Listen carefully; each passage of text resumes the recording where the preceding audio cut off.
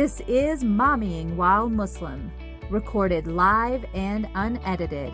Watch as Zeba and Uzma record their podcast, see their reactions, and find out for yourself what all the buzz is about. Assalamu alaikum everyone. Welcome to another episode of Mommyingwhilemuslim podcast. This is Uzma Jaffrey. As you can see, I'm going solo because we went to Quad M Shops in Irvine, California this weekend, and it was amazing. And we want you to check out our reels about all of the cool products and womenpreneurs we met and the women relationships we met. I mean, the sisterhood vibe was unfreaking believable. So we'll be able to tell you more about that on our reels. But Zeba partied a little too long and hard with us, and so she has to tap out because migraines, plus her son is out in California doing college tours, so please pray for him, pray for her, and inshallah, we'll do our best to carry on without her. I wanted to share my experience with Quad M. It was our first time going, and subhanAllah, like everything kind of comes around full circle, because 3 years ago when we were starting, we really wanted to go to Quad M, but we missed the deadline. And then the second year they didn't have it. Then last year they had it on a limited basis, and because not all of our families were vaccinated, we decided not to go. This was the year. And we really think this is the year that we're going to be able to recruit more listeners, break our download records, and most importantly, build those relationships with Muslim mom sisters. That has been our goal all along. So I'm super excited for that. If anybody did not attend Quad M, I feel so sorry for you. And if you did attend, like, I'm so glad I met you. And if I don't get to tag you on the reels, call me out, DM me. I will fix it. I promise, inshallah. All right. So we are super duper excited to continue our Muslim Nutrition and Fitness Month. And as you know, fitness to us is not just your body, it's your mind, your soul, but we have somebody who is a body person as well. But it's going to be super important, I think, on multiple levels to feed our spirit. I know my mental health because, this is like such a blast from my past. I am so stoked for today's interview. Continuing our Ramadan prep, showcasing Muslim moms and in nutrition and fitness. We know the struggle is real. Like, even outside of Ramadan, the struggle is so real to eat well in Ramadan, to sustain our fast while eating well and not having all the fried crap and carbs that we are used to in most of our diets. For those of us with kiddos, we know it's a huge struggle for our kids, and most of our mom anxiety comes from, oh my God, the kids have to eat. How are they going to eat? How are they going to function? I know that's my obsession, at least, or my anxiety. So to help us help our kids with their fasts, who better to have than a pediatrician? We've had the dietitians on, we've had the almas on, we've had the fitness experts on, but a pediatrician, I'm so excited. And to say that I know her, please welcome Dr. Tahreen Siddiqua. I actually forgot that was her name because I know her as Tina. So Tina is a Texas native. Woohoo! Because maybe you know that I'm a Texan. I don't know. By now you should. She has a psych degree from the University of Houston, my alma mater, a medical degree from Texas Tech Health Science Center. She completed her residency at Baylor Scott and White. With her husband, she founded Northwest Cyprus Pediatrics and Family Medicine, where she currently practices. And when she isn't helping her young patient, she creates the most amazing informational TikToks, and she will talk more about that so you all can get addicted to her videos as well. But I would like to give a warm welcome to my old friend, Tina. Assalamu alaikum. Walaikum salam. Thank you so much for having me, and it's always fun to see your face, though. I know, it's so crazy. Like, I feel like we've been virtual for, you don't want me to date us and tell you how many years, but, we're talking decades, guys. So this is like really, really fun. I just want the audience to get to know you because I know Tina from way back when, but Tina now. Tell us a little bit about your momming story and your momming philosophy so the audience can get to know you a little bit better. Sure. So me as a mommy, I have two daughters, and I think I'm a very chill mom, especially for being a pediatrician. We're always like, don't touch that, don't do this, you're going to choke on that. And I do, I mean, I am like that, but at the same time, I let them, do their own thing. I think a lot of it has to do with like just my experience of me as being a daughter myself. I'm the youngest of 8 kids. And so I have 6 brothers and 1 older sister, and my mom basically like raised us on her own because she was widowed at a very young age. So I get a lot of my mommy experience from her, and I try to like emulate that and take it down, except for the the eating habit part part of it. Except for that. Oh, that sucks because I know moms cook the best food, right? Yes, Yeah. yes, she does. But yeah, so I think my philosophy is just I really try to keep it really laid back. If it's important, they know it's important because I don't get upset over anything. And then if it's not important, then we just kind of it's water under the bridge. I So. love that. That's awesome. That's awesome. Would you agree that part of your philosophy is also to incorporate that active lifestyle in our kids, which is not necessarily something that we grew up with? Absolutely. So, I think huge stark difference. I think like also the era that we were growing up in, like you slam like 10 people into the same car and you drive somewhere. Like there was No seatbelts, no car no seats. seatbelts, no concern for safety, and the same would go around food, right? Like we weren't like our parents weren't like reading like the food nutritional facts or the labels or thinking like, hey, I need you to go outside and play right now. And for me, it was actually I think even more different because being in a household where I had like high metabolically active siblings made it very difficult for me growing up. And so as a child, I actually suffered myself from childhood obesity, like my elementary years. And my mom did a lot of like, oh, because they're boys, right?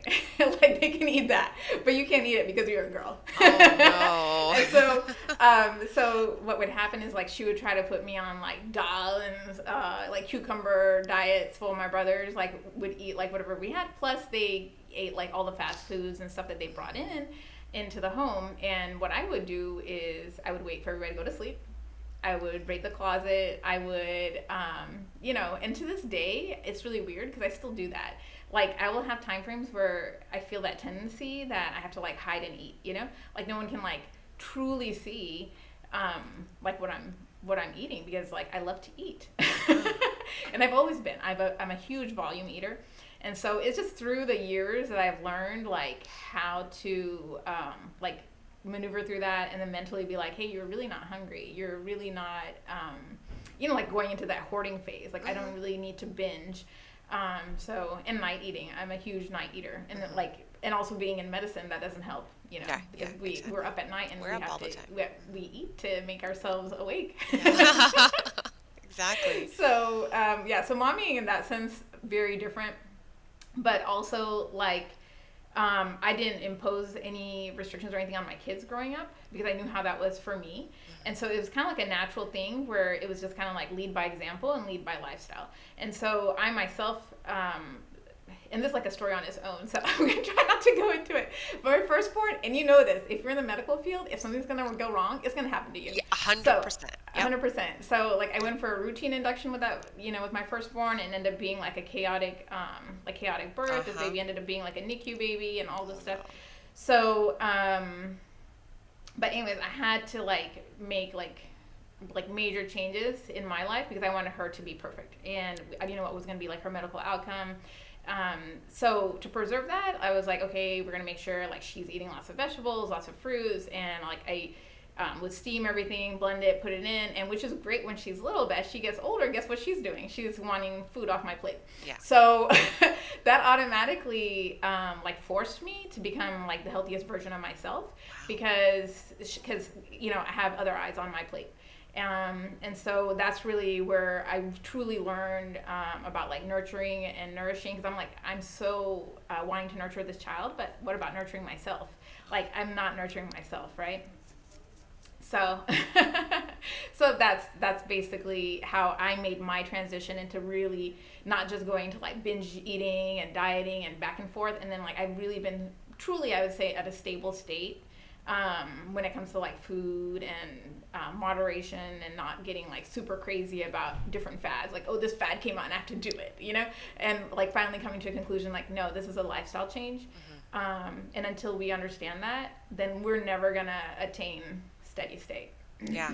And I think that's the thing, that people keep thinking that everything will get better once I lose the weight. And it's like, if you haven't fixed it here, it's not going to get fixed on the scale. And that's something that I'm relearning because obviously during the pandemic I was like, screw it all. Mm-hmm. And then now I'm like, no, it is definitely a lifestyle and it is something that you have to live. And I know that people ask you, like, well, how long are you going to do this until your kids graduate or, they're not in your house? No, this is for the rest of my life because I would like to see my children grow up. I would like to see my grandchildren grow up.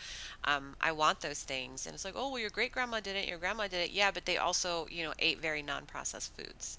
So you have to Yes. remember that those were different times, and we have, the benefit or the disadvantage of lots of processed foods. So, um, I recently saw on, I think it was your Instagram, that you have been certified in obesity medicine, which I love, love, love, love, love, love, love, and that's one of my goals too. So, as a pediatrician, I wanted to know what your inspiration was for that. And it sounds like a lot of it is, this history that you're talking about that I was not aware of, honestly. But now that I'm thinking about it, I don't think I ever saw you eat in the years that we knew each other, right? Isn't that That's crazy? right. I don't think we ever ate.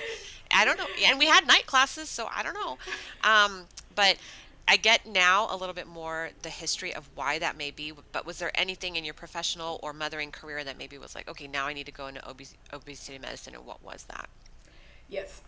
So absolutely, like I've always had like that. I mean, this is why we go into also medicine in the first place, right? Because we want like better health outcomes for ourselves, for our families, for our patients, and we don't get a lot of that like preventative type care. Even though we're in preventive medicine, like your family medicine, I'm pediatrics, and we got like 1 30-minute session of nutrition course while we were Oh, eating yeah, pizza for CME. So we don't have like proper management and like how do we treat obesity, how and like understanding like the complexity of it. And so I think as a pediatrician, like that is one of our main things is prevention. And so I always talk about like, oh, eat right, blah blah blah, but it didn't really make much of an impact to the people coming in, and it was so like rushed and quick, right? Like you have like 15-20 minutes to finish this, and you're just like trying to give On all top this of everything information. else, yeah. And what I also started to notice is that a lot of times people don't want to hear it. Like they're not in that mental state right now to like even talk about obesity or these types of things. So it doesn't even matter what I say. So that motivational interviewing, like knowing initially the first part is, are they ready to listen to it, and are you ready to listen to them too? Because this is a two-way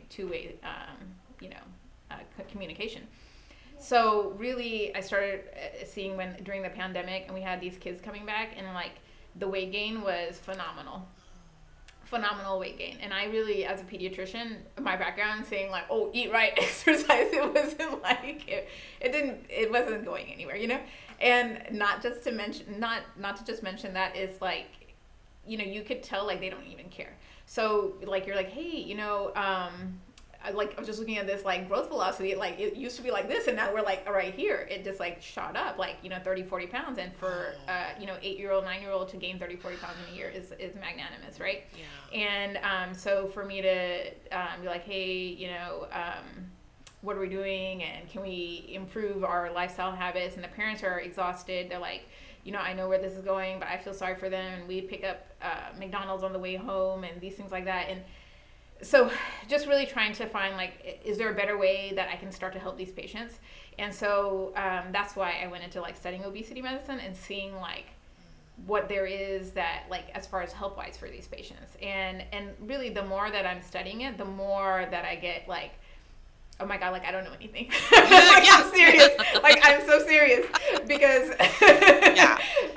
It takes going to school for 20 years realizing, wow, I need to go to school for the rest of my life. There's so much to learn, There's so much, and it is so multifactorial. Like Yeah. it is beyond imagination. Like you have genetics, you have your environment, you have psychologically how we're wired. Like you were mentioning, like the foods that have changed throughout the years. Like so you have microenvironment and you have your macroenvironment, right? Microenvironment is like what we're controlling within ourselves, like our gut biome. Like, okay, if I ate this food, like how did it change my gut bacteria? Like, this all happens, the baby starting from in utero, like moms, like how much weight did mom gain? Did she have gestational diabetes? Like what was the in utero exposure to that baby? So like starting from there for that baby, right?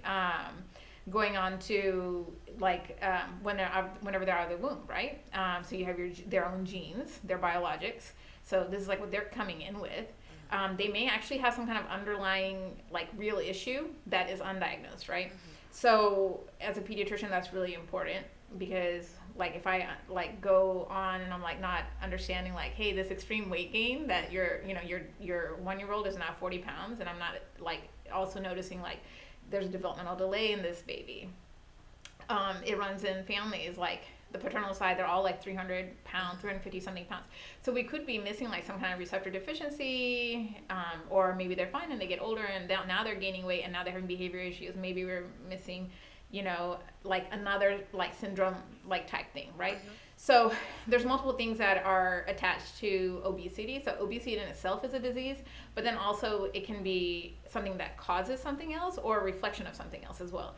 So understanding like the vast like complexity of all of that, just so that I get a better idea. So that's why I decided to go and learn and study for the board. And so I feel more comfortable that when I have like a child who comes in with extreme weight gain or they're overweight, coming from a family of obesity, that am I asking getting the proper history? Am I making sure that I'm not missing like something genetic, biologic, and not just thinking, which the end all everyone thinks is like, oh, because they're not eating right or exercising, and that's truly not like as easy as that. No. It really is not. It's not. It's in and out. That's not what it is. It's way more complex than that. It's way more complex. Yeah. No, I love all of that. And when you're talking about disturbing trends like during the pandemic, I get it. I did not know that there was such an astronomical weight gain for kids. I thought that was limited to adults, but it makes perfect sense because I noticed it in my own household, right? Because obviously because of the pandemic, my kids like dropped out of all of their sports, their extracurricular activities, and I was seeing the weight gain in one of my children. It was getting a little bit scary.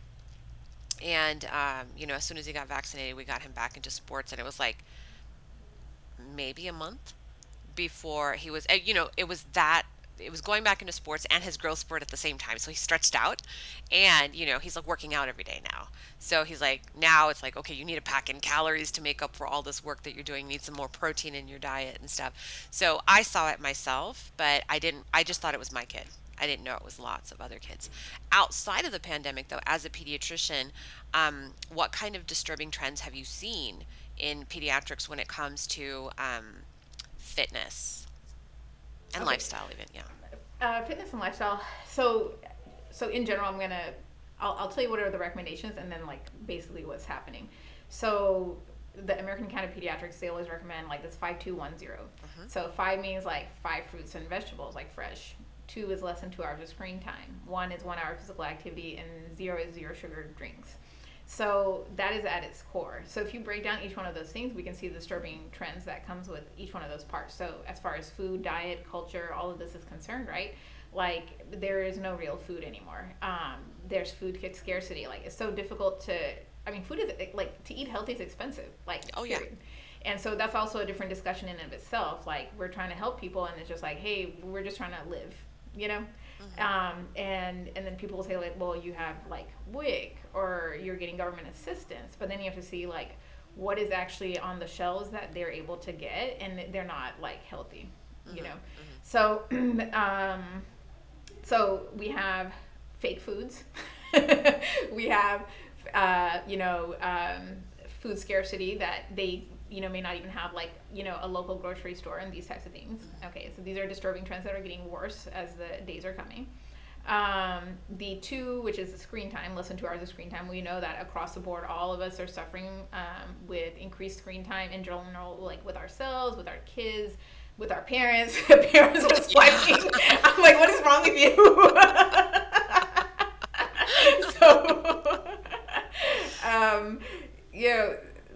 This I think we underestimate the activities of daily living that like how much that's decreased. Right. And so when we're on a screen and we're doing this, our basic, we're just doing nothing. We're a state of 0, right?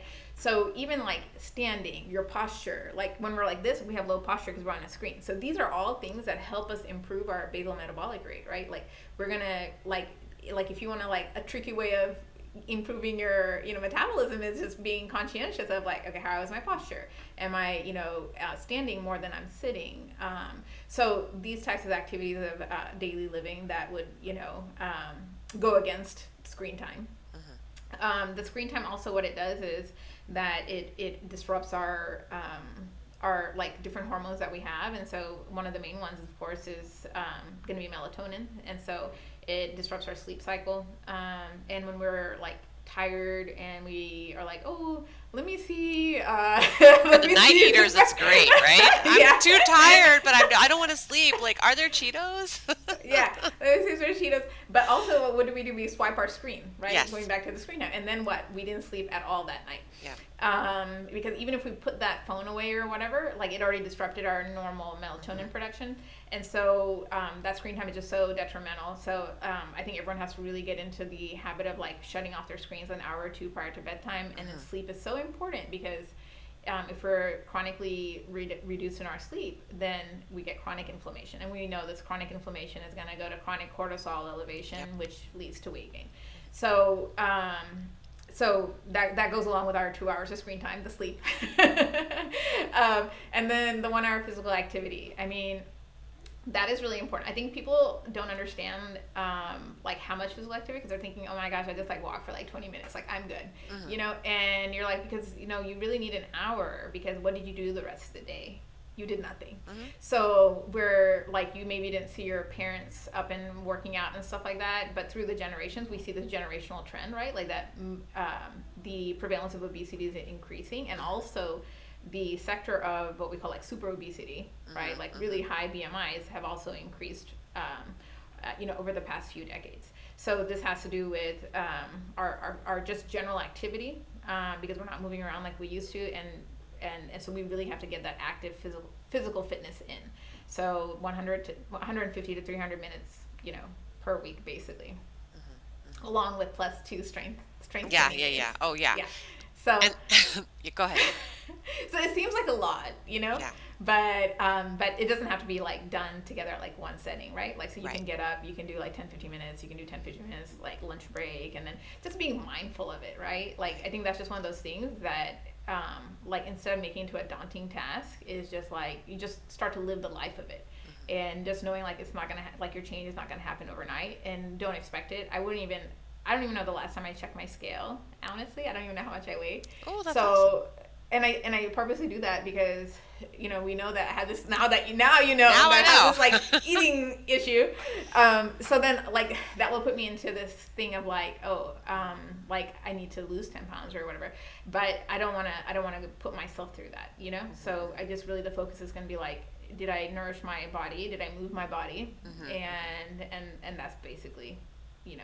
That's what we need to teach the kids too, and model for them, is like the number isn't important. Although at the pediatrician's office, not gonna lie, like I'm always scared when my kids are stepping on the scale, because you know my kids have always been 99th percentile because they're tall and they're bigger. But you know, because they've always been that way, the pediatrician has never said anything. But I'm like waiting, like when are they gonna say something? I do have one child that, you know, when you're talking about microenvironments too. I'm sure I had gestational diabetes, and he was like almost 10 pounds when he was born, but I refused to do the glucola test because I was like, that's disgusting. I'm not doing it. I'll take the insulin. I'll do the shots. I'll do anything you want. I'm not doing the glucola test. And the doctor was like, I can't do this. But I'm pretty sure I had it.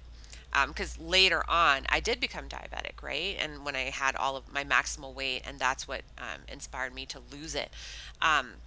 Now, we talked about this before the recording, where I was like, I chose not to move my body. I just chose to lose the weight. But moving the body, I know it is needed, and you do that really well.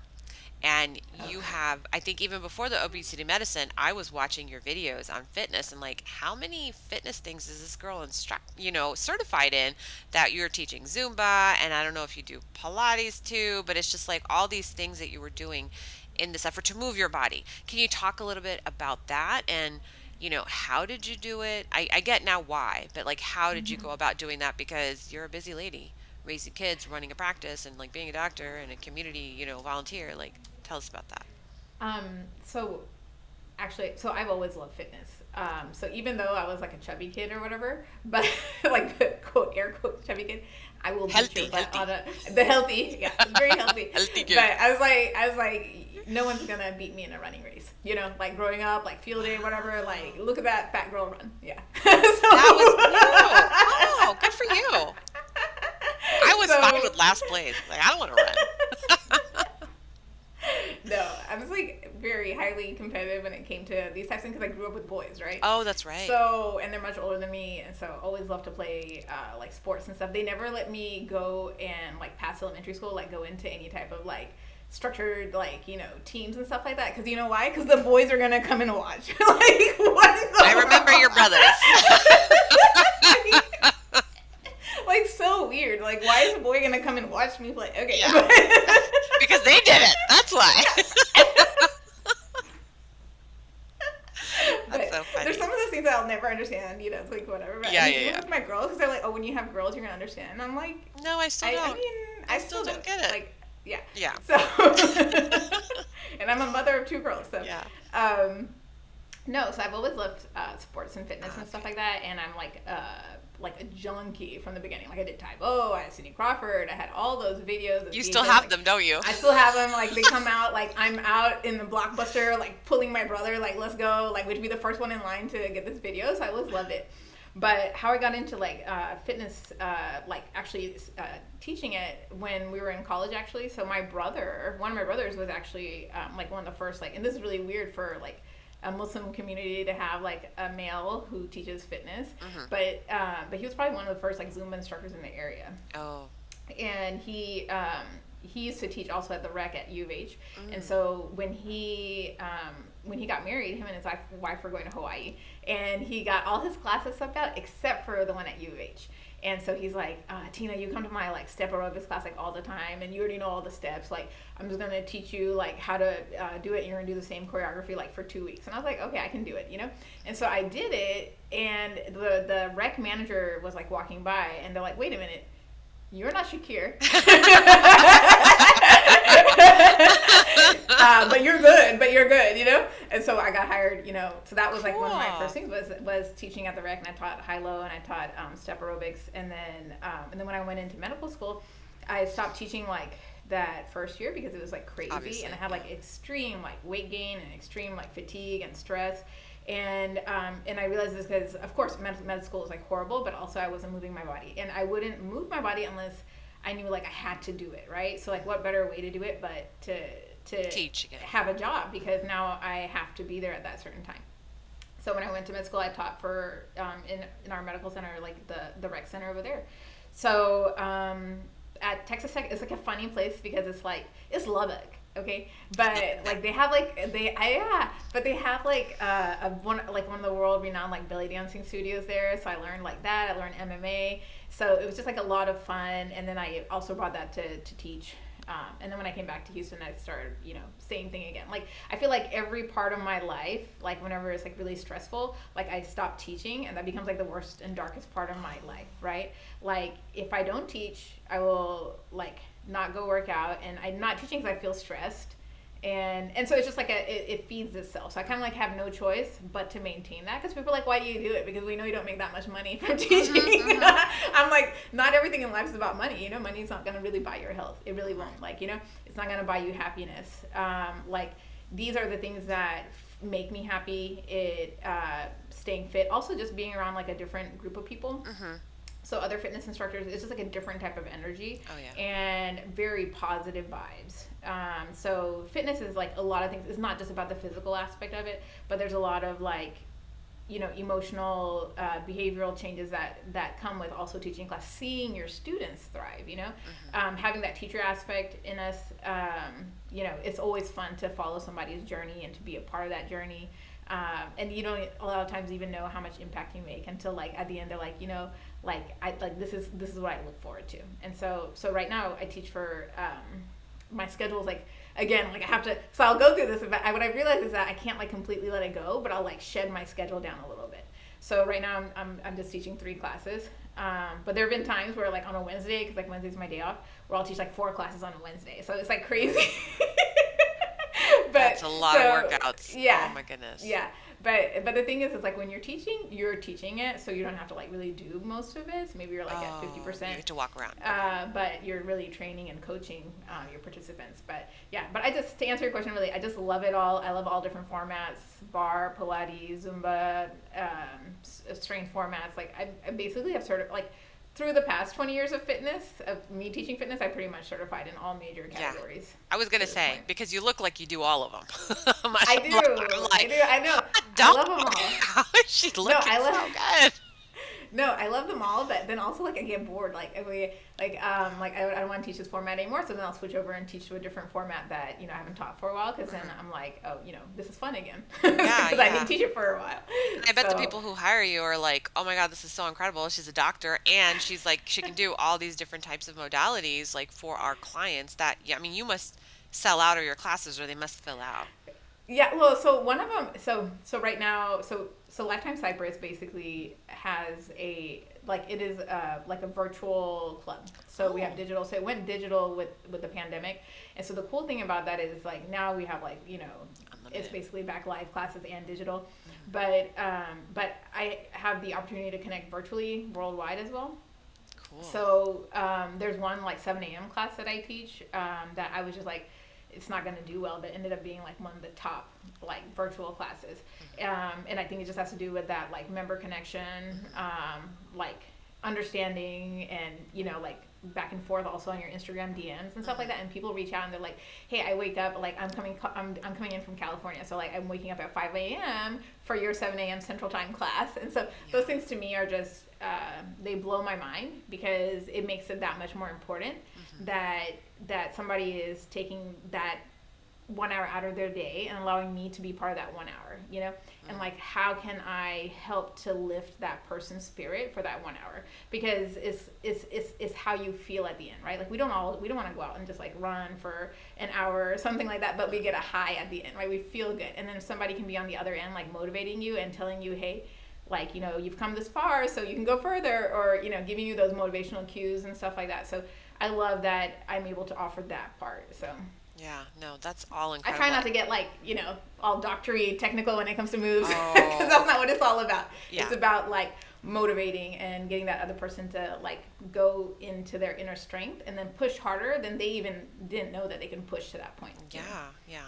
So it sounds like there's some coaching going on there too. Are you available for coaching? Because I feel like there's going to be all these Muslim moms like, hey, what's her contact? Like, where, we want to like get coached by her. How do we do this? Yeah, do you know what's so funny is because I was so bored during the pandemic, I also pulled out like an ACE Fitness health coach also. But I'm doing nothing with it. Like this is like Usman, like this is like the whole, it's like a motif thing going, right? We just get certifications totally. And we just hold on to them. Like, yeah. Too. We love alphabet soup after our names. I don't know. Yeah, you don't have to do it, but like you're doing it because you enjoy it. You have this passion, and you're able to help people, and also like a side hustle is not a big deal. That's great for like Muslim women especially. So again, going back to, are you available for coaching, and you can do that. See, that's the thing, because with medicine and probably like with a lot of therapy, you're limited to the state that you exist in, but as a coach, you can that's why a lot of people are coaching with, advanced credentials, because you're not licensed, you're not limited by your license in one state. And if you're virtual, you can even do it globally. So, I mean, I get asked this a lot. And actually, the funny thing is, even before I even had all these like credentials, I had people DMing me for these things, and I've just I just like tell them, here, do this, do that. And so right now I'm trying to like get myself organized to see what we can offer. And I say we because obviously it's not me by myself. Like I can't do this by myself. Right. Like getting a team together, and I already have like some people in mind as far as also having some nutritional experts and stuff on board.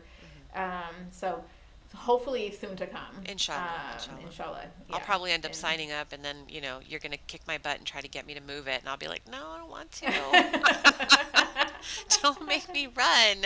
Don't make me do it. Don't make me do it. Oh my gosh! Like, no, I think but you know what? It's not me It's yeah. not me making you do it. It's you doing it. Yeah. And you killing it. I have to just I remember taking Zumba when I was in medical school too, because I was like, I need to work out, just to get these endorphins and to stay healthy and to keep moving. So I did do a lot of different fitness stuff in school because I was afraid, because I had heard in medical school people gain a lot of weight, and I didn't want to do that. And my roommates were like really authoritarian, and they were like, we are working out. So I did it all. But Zumba, like every time I tried it, man, massive asthma attack. because I have Oh activity no. induced. So I was like, oh my God. And I am struggling to breathe. And I remember one instructor was like yelling at me. He's like, no, you stay in the class. And I'm like, grabbing the walls, trying to walk out. Because of course I didn't bring the inhaler with me. It was in the locker, where it's completely useless. So Right. yeah, I was like, yeah, I think I'm done because they're just not nice. Maybe you're a nice instructor. So I was tired of getting yelled at by instructors. So, Oh. you know, you are so out there and so public with, your videos, your instruction, your information that you do both on Instagram and on TikTok. And I don't know where else you do it, but those are the two that I follow you on. Your daughters, do they have access to that? And if they do, you know, we did talk initially about body image and, the families of our origin and what we carry forward learning as children. So do you feel like you're are you just modeling the lifestyle and fitness, or are you talking about it with the girls all the time? And if you are, and if they're seeing you do it on social media, are you afraid that they're going to have the opposite? They're also going to internalize some kind of negative body image as a result? Like if something doesn't go the way that we expect, are you worried about that? And if you are, how are you going to address it? So yeah, I mean that is like like an amazing question, and I actually don't have like a proper answer honestly Yeah, for this. I'm still learning. Yeah, I am still learning, and also to know that I'm not like their only impact in their life, Okay, right? good. Like, so for me and myself, I try my hardest to lead by example. But do I still love to eat ice cream every night? Yes, I do. Do I still occasionally eat the chips and go out? Yes, of course we're gonna do that. So and they also understand like anything in moderation. Okay, like that's fine, right? It's not gonna kill you if you eat it for a day. But now you eat it every day is gonna have some issues.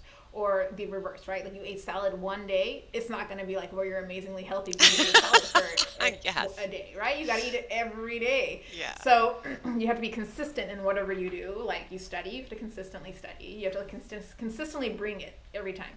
So so that's basically what I try to show them is that yes, I'm human, I mess up and these things, but I'm also not your supreme example. So I have like a perfect backup because guess who's your supreme example? Okay, sent by Allah, right? Yeah. Oh, I love it. So Prophet Muhammad Sallallahu Alaihi Wasallam is your example, right? Yeah. So I am a human. I am your mom. I'm gonna make mistakes.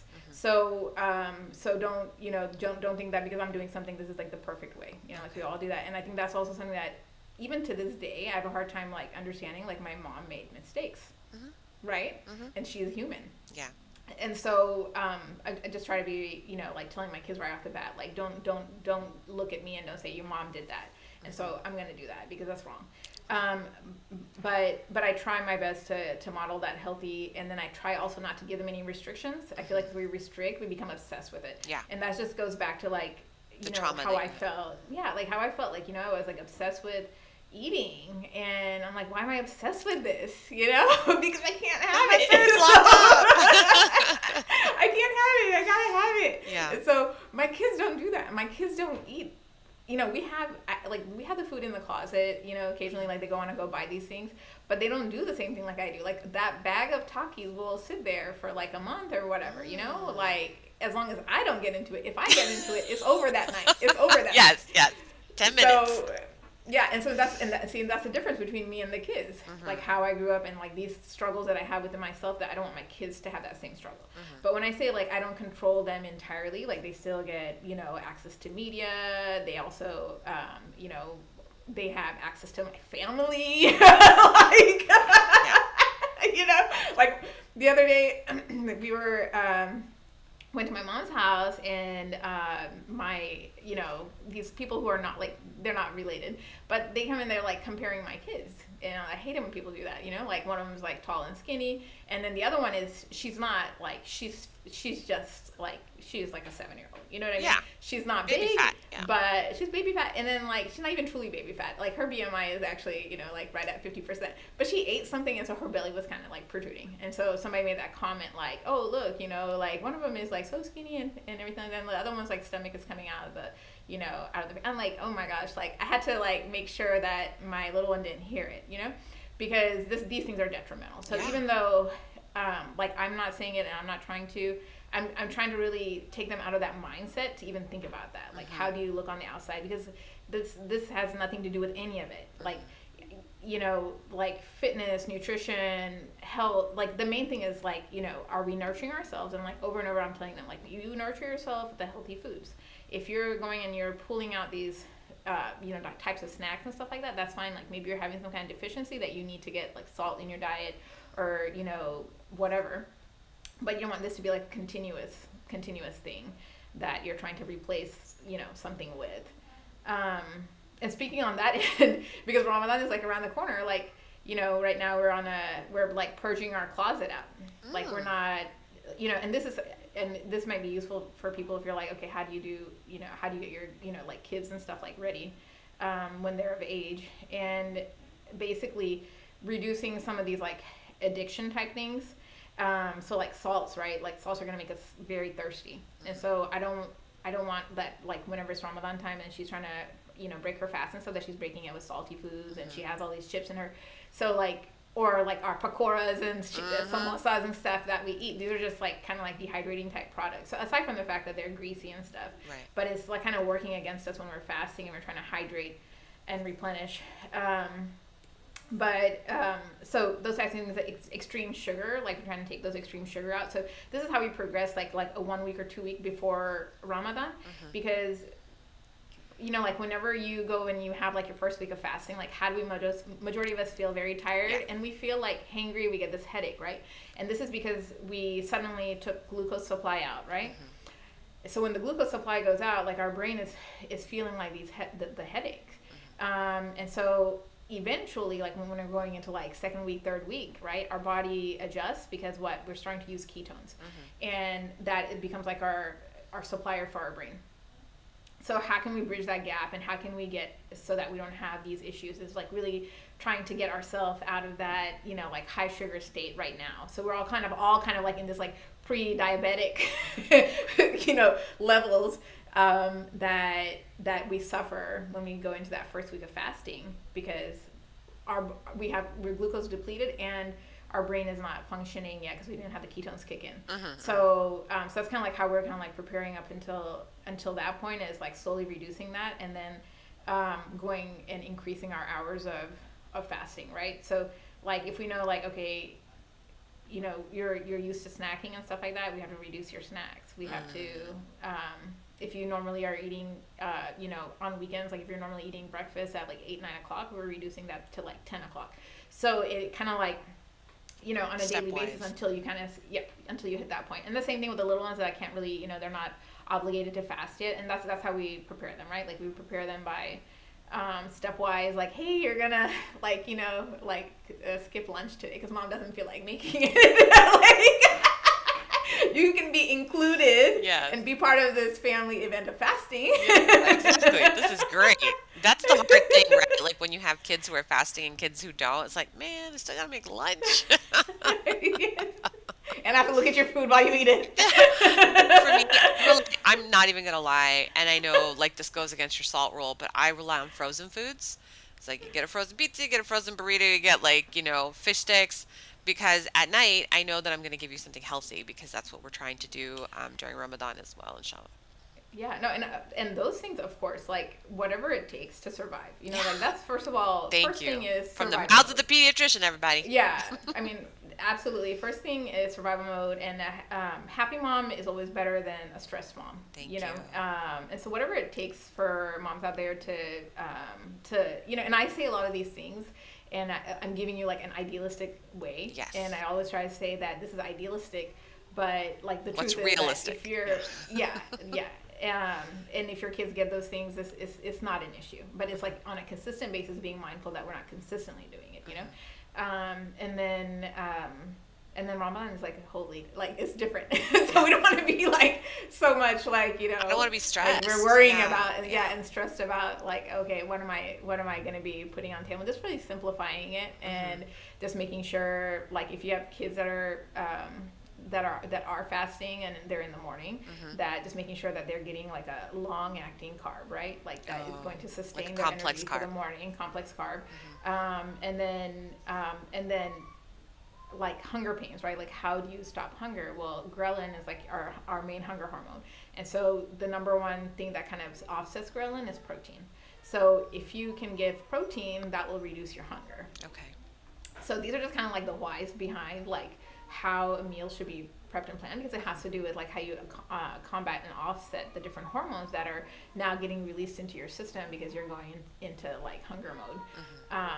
And so, and the same thing like when you break your fast, right? Like, you know, why do we break fast with the dates first? Because your blood sugars really drop, and so it's gonna quickly spike up your sugar back to normal level. You drink water, whatever you need to do, and then and then you know you can get your second meal or whatever after that. That just brought me, I feel like I have something in my face. That just reminded me. So a lot of times people will also ask me like, how do you work out during Ramadan? And so like for me, I have no choice. Like, because I teach. Because you're teaching, classes. yeah, okay. So I have a 7 a.m., I have a 9:30 a.m., and then I also have like a 6:30. So this is my lineup for this month of Ramadan. But I've had different types of lineups, and I've been okay with all types of lineups. Okay. Because I plan okay, I know I'm going to be teaching, so this is how I plan my meal in the morning, right? So I'm going to make sure that I have an oatmeal and I have an egg or something. It's not overeating, but I know it's going to be sustainable energy to last me. And then knowing that, you know, like cardiovascularly intense workouts, I really try to offset that unless it's like the end of the day. So if it's right before I'm going to break fast, like I teach kickboxing, so that's an evening class that I know, okay, like 30 minutes after I'm done teaching that is like perfect because it's time for breaking fast. So that's kind of like how you can kind of see how you want to work out, because at nighttime it gets very difficult, because by the time you finish you know, eating, you have therapy, all these things, you're tired and you need to get your sleep. You're not going to be working out most of the time at night. You know, you may have all intentions to work out at night. Yeah. Majority of people are not going to be able to really do that. Prayer in itself is a workout. But if you really want to be like, hey, how can I preserve my muscle mass and density during this month? I mean, first of all, protein, because you need protein to offset your protein that you're going to lose. And second of all is like you need to strength train, and strength training doesn't really like require that much hydration, because like we all have enough body fat in us that it's okay if we don't eat and we work out. Okay. We have like several meals like right on our hips. Yeah. Right. So if you want to do like strength training and stuff in the day, and you think you can handle that, and do it, but if you've never really done it before, and you're like, this may be an impactful thing on my body, and I don't want to feel dizzy and dehydrated, and I don't want you to break your fast by any means trying to do this. Like, don't blame it on me. Right. But I would rather you do it like towards the end of your fast, started it there. And you can always do strength training because it's not cardiovascularly, like you're not going to get dehydrated.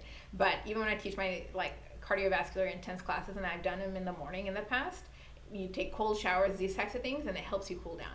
So our body has mechanisms to compensate. Yeah, subhanAllah, it really does. So I think the other question that a lot of Muslim moms are going to have is, when should my kid start fasting, and is there a situation when it's not going to be safe for my kid to fast? Of course. So like as far as kids starting to fast, there's multiple things with that, right? So it's like is the child, and of course, you know, Islamically speaking, whenever they reach puberty, they're going to, but if they want to start before then, like, is it like they have to show like they are interested in it maturity wise, you know, and then I would start like progressively, like what we were talking about before, because you don't want to just like put them into it. And also for them to understand, like, this is not about Hunger Games. This is about, like, your, right? It's like creating a connection to Allah, you know, that's to how Allah, we do this. and then, you know, how do we get closer to Allah? And so, if they understand, like, this is, like, your main intention behind this month, and this just helps us to attain that. You know, these are going to be, like, that's, I think, your foundational thing. Is you know, I think a lot of times, like, I'll say from my own experience on the little one, like the 7-year-old, the reason why she's always like excited and she wants to fast is because she wants to be included. Yeah, right? of course. So they're all looking for this family, this belonging. So it's like a whole psychological thing. So I think if they're mature and they want to try it, let them try it. And of course they can have, you know, little mini fast within the fast, Yes, right? yes. So it's like if they need to break fast, then that's fine. And then this is a great way, I think, also just for them to understand like different things that we need throughout life, right? Like even as adults, like to understand like the difference between like our hunger cues, like what's our hunger scale, like are you really hungry, like how hungry are you, like in a 1 to 10, and then the difference between satiety and satiation, right? So like, did this meal that you had, it filled you, you know, are you overly full? Is this going to keep you full until the next meal? You know, so that's like, how long is that meal going to last you? So these are all actually like very, like, I think most people will die and not know those No, things. they will never learn the hunger scale. It's like, what? The food was there. I'm supposed to clean my plate, right? Yeah. No, you don't have to. So it's like a lot of the intuitive eating, and then getting them also involved in the kitchen. So if they're helping you prepare like the vegetables, fruits, they're cutting it up, they'll be more inclined to eat those things. And then teaching them like, hey, we're looking for hydrating type food, so we're gonna get the melons, we're gonna get the water, you know, like things that are like that to help us. And learning about macros at an early stage. Why shouldn't we not learn about macros? Absolutely. You know, My as kid kids. already has learned about protein, so he knows that. He's like looking at the proteins and he's like, I need a protein shake. And I'm like, well, let me give you an actual food you can eat and chew Yes. rather than like drink. So we're meant to Yes. chew our food. But for the And athletes, oh, go ahead. no, and that's what I was just gonna say that as Oh, well okay. for the athletes. So the protein component, so like majority of, or like I would say like the adults, right? So, and I say majority because everyone has like individually a different, like if you talk to a nutritionist, they're gonna say, oh, individually there is a different required dietary intake, you know, and so they like assess you and all these things like that. But majority of adults are gonna have like that 0.8, you know, grams per kilograms per day of the recommended daily intake. For our adolescents, it's like a little bit extra, right? So it's like at that 0.85, you know, versus like a newborn's at like over 1, you know. So it's just whatever your metabolic needs are going to be higher. Right. And then if they're an athlete and they're in training, then, you know, maybe needing a little bit more. Okay. Are we talking in relation to fasting or outside of fasting? Both. Both, Both okay. fasting and non-fasting. What I would say is keeping open communication if they're athletes with their school, with their trainer, so that everybody knows, like, hey, my kid is fasting. Yeah. And, you know, maybe if it's like a hot, like, you know, during the heat hours if we're not outside, and then just games and stuff like that. Like if they're, it's interesting because some people will say, and I'll say, I can attest this to myself, like I feel like towards the end of Ramadan, like my performance or my athleticism is at its peak. Like I am the strongest, the fattest, the fastest, the fittest towards the end of Ramadan. It's like my body just knows how to, like, it's utilize the fuel, and it's just like, it's just shebang. Completely fat adapted, yeah. It's adapted and it works. It's very efficient by that point. And then some of the athletes, they take like the month off, but I don't think it's a good idea to take it off. I think if you can, try to maintain it, and you may achieve like a higher level of athleticism that you didn't have prior to the month. You know, there's so many benefits in fasting that we don't even know. I mean, it's been ordained for a reason, and people are trying to find like different benefits. They're like, oh, you know, We've done it for there's 1,500 years, y'all. We know it works.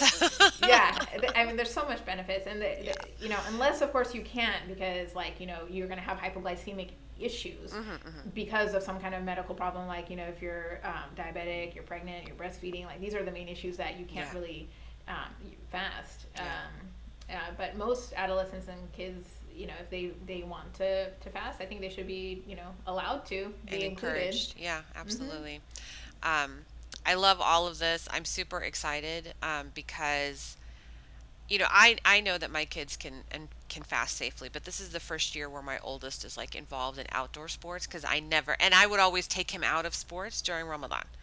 But, you know, because he's been consistently working out and because I see what he's eating, you know, he doesn't require massive amounts of calories. And even in Ramadan, it's just those exact same calories, incorporating them at the right times of day is what I'm feeling more empowered to do after talking to you, talking to some of the dietitians and experts that have come on this month. So I'm feeling good about it. I'm feeling confident about it, especially because it's all been endorsed by a pediatrician. Alhamdulillah, one that I know.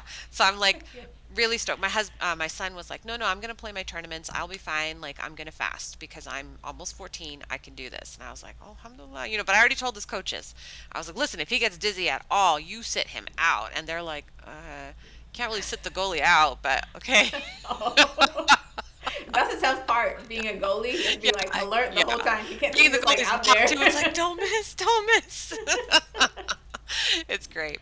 So at the I think also at that age, he knows as well. Like if he knows he's starting to feel lightheaded and stuff like that, he should know. Yeah. Like no, he knows his body. He should be able to go and sit out, right? Yeah. Because that's the main thing that we're worried about is that dehydration. So Yeah, he starts to feel that. dehydration. And then I have 3 boys and a girl, and I can tell you that the boys are way more delicate than she is. And they'll be like, oh, my ankle hurts, my knee hurts. So I know they're very attuned to their body, and they will let me know when they are dizzy or have a headache because, oh my goodness, those boys are very high maintenance, mashallah. So we like to end our episodes with a little bit of insight into you. So we do this rapid fire segment where I just throw questions at you, and top of mind, whatever comes to your head is the correct answer. So that's what you blurt out. Don't think too hard about anything because it's supposed to be fun. I made you think a lot today, and you're giving me all these calculations and great facts. I love it. Now's the time to just have some fun. So I'm going to set the timer for 90 seconds. And the question we always kick off with is, what book are you reading right now? Nothing. I'm teaching too many Zumba classes. What are you talking about? I love it. I love it. All right. So let's try this one. What's your most used emoji? Oh, like the laughing one. The laughing one with the laughing tears? with the crying. Yeah, with the tears. I love it. Yeah, we're always laughing. It's either that one or the crying, right? Just the straight up crying tears. When you were little, what did you want to be? A pediatrician. Pediatrician. Perfect. Okay. Check. All right. Awesome. Was fitness instructor in there ever? Yes. So I actually wanted to open my own women's gym, believe it or not. That was like my long time goal, and it's funny because when you get married, because I'm like the one that's the dreamer and my husband keeps pulling me back to earth. He's like, come back. You could still do it. Can you imagine if it was but you're at Lifetime. That would be like, a non-compete kind of thing, isn't it? It is kind of, but I'm not exclusive. Like I didn't sign any exclusive. Oh, good for you. Smart girl. Yeah. All right. Wonderful. Let's see what's a hidden talent that you have that nobody knows about? That nobody knows about. I mean, because we can see on social media you got a lot of talents. But what don't we know about? I mean, I do like to do a little bit of stitch work, and I haven't done it in a while. So I don't think my kids even know about it. Like embroidery? When I was a child, when I was a child, I learned embroidery from my mom and my grandma. So it's very relaxing. So I just sit with them and do those things. So even I forgot about that. Yeah. Oh my God, subhanallah, that's amazing. I was very good at that. Oh, I cannot wait until you start creating videos on that. That'd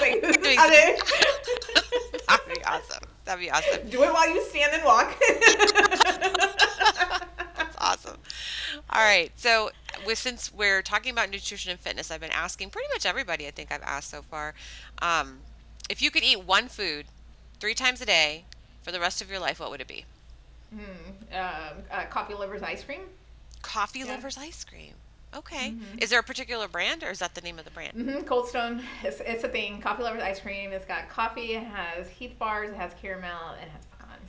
I have had that. It's I don't amazing. know if I would eat it every day. I'm going to try it tonight. Let's see. I'm also, like you, an ice cream everyday girl. It's so addictive. Yeah, it is. It's crazy. Can I just have a taste and again and again and again? Oh, I didn't get to hit that.